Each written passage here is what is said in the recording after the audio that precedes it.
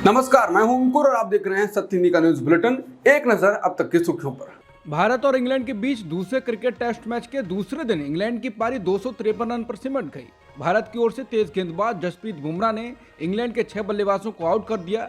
इस मैच में भारत ने अच्छी शुरुआत की और यशस्वी जायसवाल के दोहरे शतक की बदौलत पहली पारी में 396 रन बनाए, लेकिन इंग्लैंड की टीम 253 पर ही आउट हो गई। भारत को अब 143 रनों की बढ़त हासिल हुई है।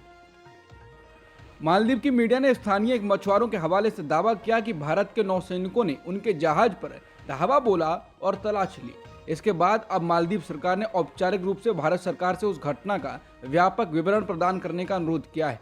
मालदीव सरकार ने आरोप लगाया है कि भारतीय तटरक्षक कर्मी उनके विशेष आर्थिक क्षेत्र के भीतर काम करने वाले 3 मालदीव के मछली पकड़ने वाले जहाजों पर सवार हो गए थे। इस घटना को लेकर मालदीव ने भारत सरकार से घटना का व्यापक विवरण देने की मांग कर रहा है। हालांकि मालदीव के इन आरोपों पर भारत सरकार की तरफ से कोई प्रतिक्रिया नहीं आई है। उत्तर प्रदेश के बदायूं में बड़ी घटना हुई है। शनिवार सुबह सरकारी आवास में महिला जज ज्योत्सना राय का शव फंदे से लटका मिला। इसकी जानकारी मिलते ही पुलिस प्रशासन में हड़कंप मच गया। मौके पर डीएम, एसएसपी समेत तमाम अधिकारी पहुंच गए। घटनास्थल पर छानबीन कराई जा रही है। बताया जा रहा है कि मौके से एक सुसाइड नोट भी मिला है। सुसाइड नोट में क्या लिखा है, इसके बारे में कोई खुलासा नहीं किया गया है। बीजेपी के वरिष्ठ नेता सुब्रमण्यम स्वामी ने ट्वीट कर कहा है कि वित्त मंत्रालय के एक कर्मचारी ने मुझे बजट पर मेरी प्रतिक्रिया पूछने के लिए फोन किया। मैंने उनसे पूछा, जब प्रधानमंत्री और वित्त मंत्री अर्थशास्त्र में अनपढ़ हैं तो आप क्या उम्मीद कर सकते हैं। तब मैंने उनसे बजट में ऑब्जेक्टिव्स, प्राथमिकताओं, आर्थिक रणनीति, संसाधन जुटाने की योजनाओं को लिखने के लिए कहा। वो प्रशंसात्मक ढंग से हंसने लगा। कांग्रेस नेता आचार्य प्रमोद कृष्णम पिछले कुछ दिनों से काफी चर्चा में हैं। इस बीच गुरुवार को उन्होंने पीएम मोदी से मुलाकात की। वहीं पीएम मोदी से मुलाकात के बाद उन्होंने कहा है कि भारत के प्रधानमंत्री से मिलना कोई गुनाह नहीं है। उन्हें श्री कल्की धाम के शिलान्यास समारोह के लिए आमंत्रित करना भी कोई गुनाह नहीं है, और अगर ये गुनाह है तो मैं इसकी सजा भुगतने के लिए तैयार हूँ। इसके साथ ही उन्होंने पीएम मोदी को दैवीय शक्तियों का प्रतीक भी बता दिया। उन्होंने कहा कि मैं आदरणीय नरेंद्र मोदी जी से पहली बार मिला हूँ। मुझे ये कहने में कतई संकोच नहीं है कि प्रधानमंत्री जी के ऊपर निश्चित ही किसी दैवीय शक्ति की कृपा है। जो अनुभूति मुझे उनसे मिलकर हुई है, उसके बाद मैं ये कह सकता हूँ कि वो एक दैवीय शक्ति के प्रतीक हैं। उस एहसास को मैं शब्दों में बयान नहीं कर सकता हूँ। उनके इस बयान को रीट्वीट कर राजीव निगम लिखते हैं, मोदी जी विष्णु जी का अवतार हैं, लेकिन कुछ लोग मोदी विरोध में मानने को तैयार ही नहीं है। बीजेपी की सीनियर नेता लालकृष्ण आडवाणी को देश के सर्वोच्च नागरिक सम्मान भारत रत्न से सम्मानित करने का ऐलान किया गया है। प्रधानमंत्री मोदी ने खुद सोशल मीडिया साइट एक्स पर इसका ऐलान किया है। उन्होंने लिखा, मुझे ये बात बताते हुए बहुत खुशी हो रही है कि लालकृष्ण आडवाणी जी को भारत रत्न से सम्मानित किया जाएगा। मैंने भी उनसे बात की और इस सम्मान से सम्मानित होने पर उन्हें बधाई दी। वयोवृद्ध भाजपा नेता लालकृष्ण आडवाणी ने शनिवार को उन्हें दिए गए भारत रत्न पुरस्कार पर प्रतिक्रिया देते हुए कहा, ये न केवल एक व्यक्ति के रूप में उनके लिए बल्कि उन आदर्शों और सिद्धांतों के लिए भी सम्मान है जिन पर वो कायम रहे। जारी किए गए एक आधिकारिक बयान में आडवाणी ने लिखा, अत्यंत विनम्रता और कृतज्ञता के साथ मैं भारत रत्न स्वीकार करता हूँ। ये न केवल एक व्यक्ति के रूप में मेरे लिए सम्मान है बल्कि उन आदर्शों और सिद्धांतों का भी सम्मान है जो मुझे अपनी पूरी क्षमता से जीवन भर सेवा करनी है। उन्होंने कहा कि जब से मैं राष्ट्रीय स्वयंसेवक संघ में उसके स्वयंसेवक के रूप में शामिल हुआ हूँ, मैंने केवल एक ही चीज में इनाम मांगा है। जीवन ने मुझे जो भी कार्य सौंपा है उसमें अपने प्यारे देश को समर्पित और निस्वार्थ सेवा में दे दूं। आडवाणी को भारत रत्न देने को लेकर यूपी कांग्रेस के दिग्गज नेता और सांसद प्रमोद तिवारी ने कहा कि निश्चित रूप से भारत रत्न पुरस्कार मिलने पर लालकृष्ण आडवाणी को बधाई देनी चाहिए। मैं भी बधाई देता हूं। कायदे से तो वो अपनी पार्टी की अपनी सरकार में सर्वोच्च पद के योग्य थे, पर प्रधानमंत्री मोदी ने उन्हें कम से कम भारत रत्न दिया। इसके लिए लालकृष्ण आडवाणी को बधाई। पंजाब के राज्यपाल बनवारी लाल पुरोहित ने अपने पद से इस्तीफा दे दिया है। पंजाब के गवर्नर बनवारी लाल पुरोहित ने राष्ट्रपति को अपना इस्तीफा पत्र भेज दिया है, जिसमें उन्होंने निजी कारणों का हवाला दिया है। बनवारी लाल पुरोहित ने एक पत्र में कहा कि अपने व्यक्तिगत कारणों और कुछ अन्य प्रतिबद्धताओं के कारण मैं पंजाब के राज्यपाल और केंद्र शासित प्रदेश चंडीगढ़ के प्रशासक के पद से अपना इस्तीफा दे रहा हूं। आम आदमी पार्टी ने वीडियो ट्वीट किया है जिसमें एक शख्स क्राइम ब्रांच के अधिकारी से पूछता है कि किस कानून के आधार के तहत आप पेपर मुख्यमंत्री के हाथों में ही देंगे, जिसका जवाब अधिकारी नहीं देते हैं। जिसको लेकर ट्वीट कर आपने लिखा है कि मोदी की क्राइम ब्रांच की पोल खुल गई है। एक सवाल का जवाब भी नहीं दे पाई भाजपा पुलिस। तमाशा करने के मकसद से मोदी ने केजरीवाल जी के घर भेजी है पुलिस। किस कानून में लिखा है कि नोटिस सिर्फ मुख्यमंत्री को पर्सनली दिया जाएगा? साफ है कि बीजेपी को सिर्फ तमाशा करना है। बता दें, दिल्ली पुलिस की क्राइम ब्रांच की एक टीम शनिवार सुबह मुख्यमंत्री केजरीवाल के घर पहुंची। कहा गया कि पुलिस केजरीवाल से मिलकर उन्हें खुद नोटिस देना चाहती है।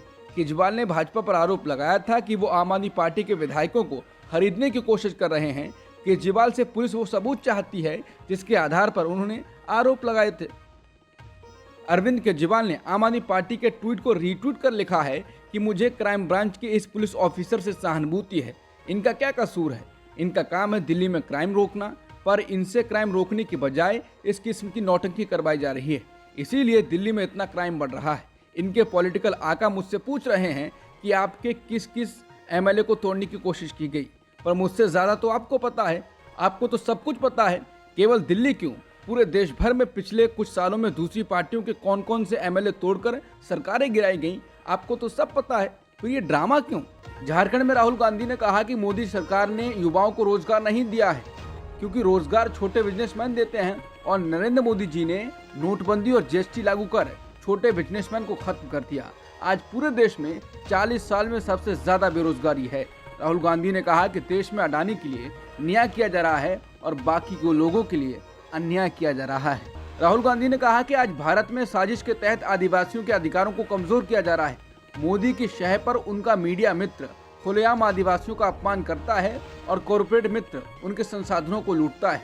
कांग्रेस ने आदिवासियों के लिए वन अधिकार जैसे कानून बनाए, आदिवासी बिल लेकर आए, सरना धर्म कोड लागू करने की दिशा में कदम बढ़ाए, पर भाजपा आदिवासियों के हितों की रक्षा करने वाला कोई भी कानून लागू नहीं होने देती, क्योंकि उनका लक्ष्य आदिवासियों की जमीनें और अन्य संसाधन छीनकर अपने कॉरपोरेट मित्रों को देना है। झारखंड की महान धरती पर भगवान बिरसा मुंडा ने अंग्रेजों से लड़कर आदिवासियों के अधिकारों की रक्षा की।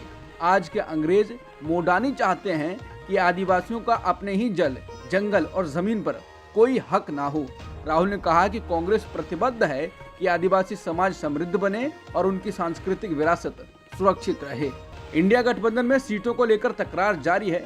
ममता बनर्जी और कांग्रेस के बीच सीटों के बंटवारे को लेकर बात नहीं बन रही है।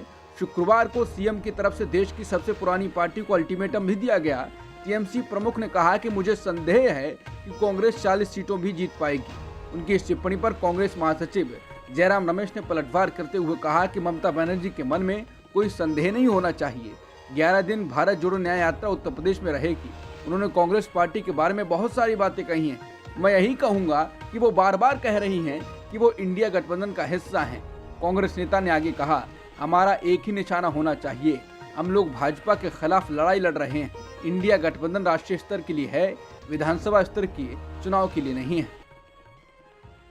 बिहार में 28 जनवरी को शपथ लेने वाली नीतीश सरकार के मंत्रियों के विभागों का बंटवारा 6 दिन बाद शनिवार को कर दिया गया। मुख्यमंत्री नीतीश कुमार ने पहले की तरह ही प्रशासन, गृह और निगरानी विभाग अपने पास रखे हैं। वहीं डिप्टी सीएम सम्राट चौधरी राज्य के नए वित्त मंत्री होंगे। उन्हें स्वास्थ्य विभाग, नगर विकास और आवास विभाग, खेल विभाग, पंचायती राज विभाग, उद्योग विभाग, विधि विभाग जैसे अहम विभागों की जिम्मेदारी दी गई है। दूसरे उप मुख्यमंत्री विजय सिन्हा को कृषि, पथ निर्माण, राजस्व और भूमि सुधार, कला संस्कृति जैसे विभाग दिए गए हैं। मुख्यमंत्री एकनाथ शिंदे की पार्टी शिवसेना के शहर अध्यक्ष को शुक्रवार रात मुंबई के पास भाजपा विधायक ने गोली मार दी। आरोप है कि विधायक गणपत गायकवाड़ ने कथित तौर पर भूमि विवाद को लेकर एक पुलिस स्टेशन में महेश गायकवाड़ पर गोली चलाई। पुलिस ने फिलहाल विधायक को हिरासत में ले लिया है। गणपत गायकवाड़ मुंबई से लगभग 40 किलोमीटर दूर कल्याण पूर्व निर्वाचन क्षेत्र से भाजपा विधायक हैं। उनकी पार्टी महाराष्ट्र सरकार में एकनाथ शिंदे की सेना के साथ गठबंधन में है। पुलिस उपायुक्त डीसीपी सुधाकर पाठारे ने कहा, गोलीबारी में 2 लोग घायल हो गए। महाराष्ट्र में बीजेपी विधायक गणपत गायकवाड़ के द्वारा शिवसेना एकनाथ शिंदे गुट के एक नेता को थाने के भीतर गोली मारने का आरोप लगा है। इसके बाद विपक्ष हमलावर हो गया है। विपक्षी दल शिवसेना उद्धव ठाकरे गुट ने इस घटना को लेकर राज्य के सत्तारूढ़ गठबंधन पर राज्य में जंगल राज को बढ़ावा देने का आरोप लगाया है। शिवसेना उद्धव ठाकरे गुट के नेता आनंद दुबे ने कहा कि मतलब सोचिए, हमारे राज्य महाराष्ट्र को जंगल राज कैसे बनाया जा रहा है। कितना दुर्भाग्यपूर्ण है कि एक विधायक जिस पर दायित्व होता है कि कई लाख लोगों के जीवन को संवारना है, वो गोली चला रहा है। गोली किसे लग रही है? जो सत्ता में बैठे लोग हैं। महाराष्ट्र के ठाणे जिले के उल्हासनगर पुलिस स्टेशन में फायरिंग मामले में पुलिस ने बड़ी कार्रवाई की है। पुलिस ने थाने में गोली चलाने के आरोप में बीजेपी विधायक गणपत गायकवाड़ को गिरफ्तार किया है।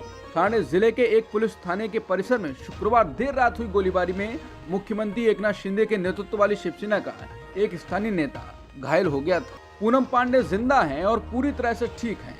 आखिरकार शनिवार सुबह एक वीडियो जारी किया जिसमें वो अपने मौत के पीछे का सच बताती हुई नजर आ रही हैं। एक्ट्रेस के इंस्टाग्राम पोस्ट से उनके निधन की खबर दी गई थी, लेकिन अब एक्ट्रेस ने खुद अपना वीडियो शेयर कर बताया है कि वो जिंदा हैं और इस वीडियो में पूनम ने इस षड्यंत्र के पीछे के सच से भी पर्दा उठाया है। अब पूनम सामने आई है और स्पष्ट किया है वो मरी नहीं है।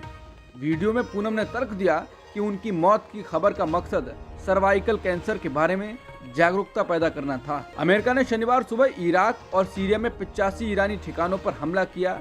ये अटैक 5 दिन पहले जॉर्डन सीरिया बॉर्डर पर ड्रोन हमले में 3 सैनिकों की मौत के जवाब में किया गया है। न्यूयॉर्क टाइम्स के मुताबिक अमेरिकी सेना ने कहा कि हमारे लड़ाकू विमानों ने शनिवार सुबह इराक और सीरिया में ईरान रिवॉल्यूशनरी गार्ड और उनके समर्थन वाले मिलिशिया गुटों के 85 ठिकानों पर जवाबी हमले किए हैं। इस दौरान 7 जगहों पर मिसाइलें दागी गईं। अब तक की सुर्खियों में इतना ही। बाकी खबरों के लिए बने रहिए सत्यहिंदी.com के साथ।